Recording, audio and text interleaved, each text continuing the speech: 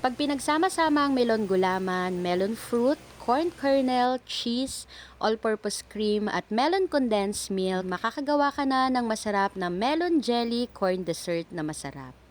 Gusto mo rin ba? Tara, luto tayo. Sa recipe na ito ay kakailanganin natin ng melon na condensed milk, all-purpose cream, cheese, corn kernel at melon gulaman. After ko ngang tanggalin yung buto sa gitna, hiniwa ko lang yung melon at tinanggal ko yung balat. Hahatiin natin ito sa dalawa. Yung isang part ay hihiwain natin ng pa-cubes at yung isa naman ay kakayuri natin ng parang sabuko. Next, ihanda na rin natin yung cheese. Sa cheese, mas marami pala yung ilalagay natin dito sa gagawin nating dessert ay mas masarap. At pag okay na, pwede na nating umpisahang lutuin yung melon gulaman.